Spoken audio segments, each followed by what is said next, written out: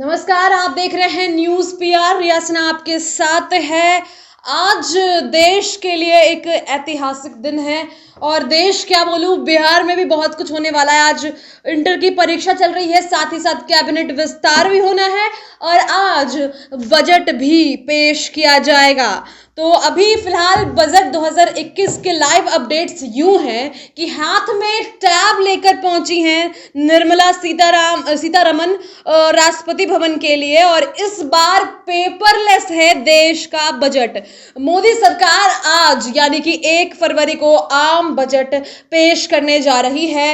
वित्त मंत्री यानी कि फाइनेंस मिनिस्टर निर्मला सीतारमन आज अपना लगातार तीसरा बजट पेश करेंगी। संसद में करीब 11 बजे यह बजट पेश होने वाला है और यह बताऊं आपको कि उसके ठीक पहले केंद्रीय कैबिनेट की एक बैठक होगी। माना जा रहा है कि कोरोना की वजह से सुस्त पड़े अर्थव्यवस्था को निर्मला सीतारमन आज आर्थिक टिका देंगी। आपको बताएं कि निर्मला सीतारमन ने यह भी कहा है कि इस बार का बजट ऐसा होगा जैसा किसी ने उम्मीद नहीं किया। देखने वाली बात होगी कि क्या होगा, लेकिन अभी फिलहाल हम लाइव अपडेट्स की बात कर रहे हैं।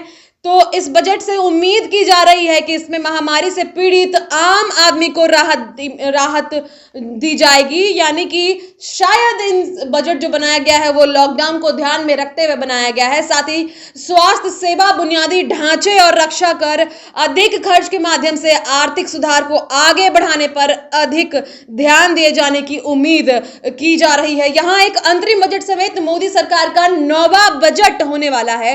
यह बजट ऐसे समय पर पेश हो रहा है जब देश कोविड-19 के संकट से बाहर निकल रहा है। आपको बताएं कि इसमें व्यापक रूप से रोजगार सृजन और ग्रामीण विकास पर खर्च को बढ़ाने का और विकास योजनाओं के लिए उदार आवंटन, औसत करदाताओं के हाथों में अधिक पैसा डालने और विदेशी कर को आकर्षित करने के लिए नियमों को आसान किए जाने की उम्मीद की जा रही है।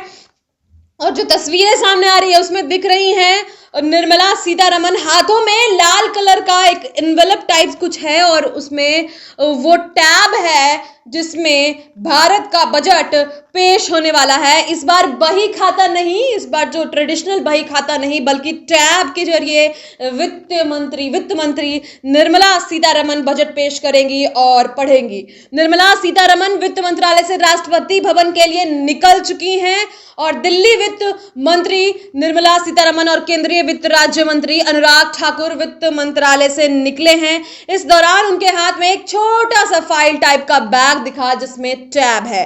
इस साल पेपरलेस बजट पेश किया जाएगा। तस्वीरें आप अपने स्क्रीन पर देख सकते हैं। एएनआई के द्वारा ट्वीट किया गया है कि Finance Minister Nirmala Sitharaman and MOS Finance Anurag Thakur from Ministry of Finance FM will present #Union Budget 2021-22 at Parliament today.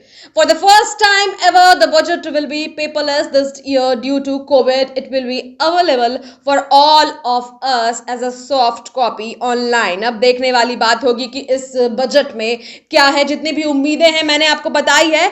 वित्त मंत्री निर्मला सीतारमन पहुंच चुकी हैं। आज वह संसद में बजट पेश करेंगी। पिछली बार बही खाते से उन्होंने बजट पेश किया था। निर्मला सीतारमन ने 2019 में अपने पहले बजट में चमड़े के पारंपरिक जो ब्रीफकेस था उसको बदल लिया है और लाल कपड़े में लिपटे बही खाते के रूप में बजट दस्तावेजों को पेश किया था। पिछली बार की बात है।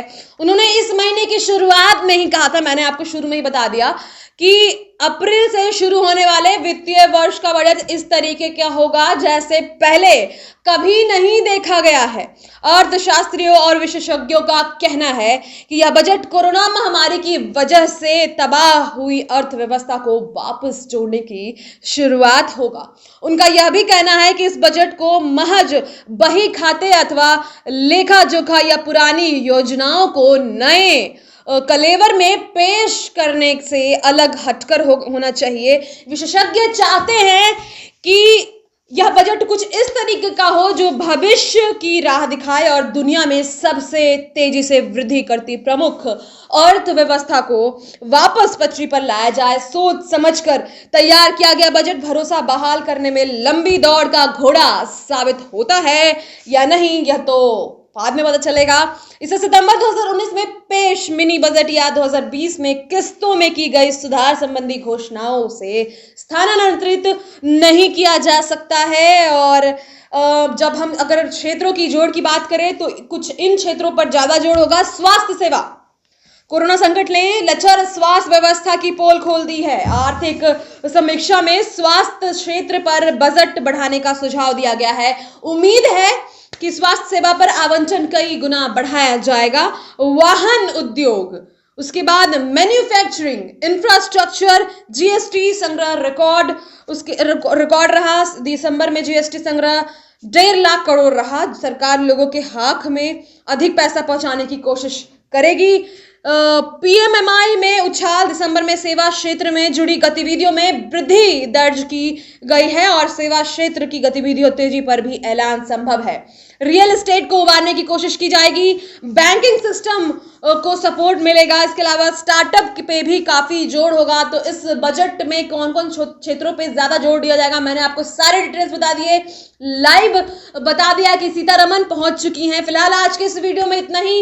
आगे बजट के खबरों के लिए आप जुड़े रहें। इसके अलावा हम आपको बिहार में हो रहे कैबिनेट विस्तार के साथ साथ बिहार बोर्ड के 12th परीक्षा की भी लाइव अपडेट देते रहेंगे। जुड़े रहें हमारे साथ। धन्यवाद।